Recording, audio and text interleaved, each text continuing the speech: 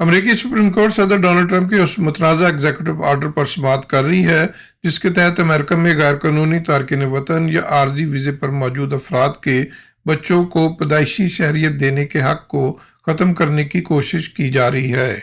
یہ حکم نامہ صدر ٹرمپ نے دوبارہ صدارت سنبھالنے کے پہلے ہی دن جاری کیا تھا، جس کے تحت نہ صرف غیر قانونی تارکین وطن کے بچوں بلکہ H-1B اور وزٹر ویزا جیسے عارضی ویزا ہولڈرز کے یہاں پیدا ہونے والے بچوں کو بھی شہریت دینے سے انکار کیا جائے گا۔ یہ سماعت اس سوال کے گرد گھوم رہی ہے کہ آیا صدر ٹرمپ کا حکم آئینی ہے یا نہیں۔ اگرچہ یہ کیس براہ راست آئینی شہریت کے سوال پر مبنی نہیں ہے، تاہم ایمرجنسی اپیل میں عدالت سے استدعا کی گئی ہے کہ وہ صدر ٹرمپ کی انتظامیہ کو اس حکم پر وسیع پیمانے پر عمل درآمد کی اجازت دے۔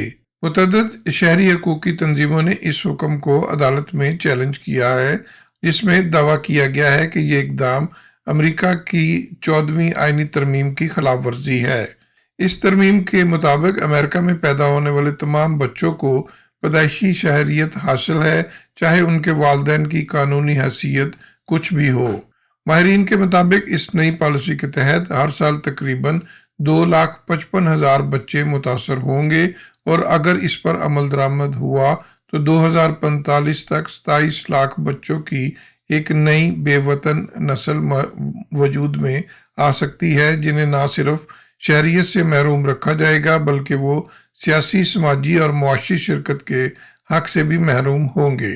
امریکی نشریاتی ادارے CNN کے مطابق اس کیس میں ایک اور اہم پہلو وفاقی عدالتوں کی طاقت کو محدود کرنے کا ہے، جس سے ٹرمپ انتظامیہ کو اپنی پالیسیوں پر تیزی سے عمل درآمد کا موقع ملے گا۔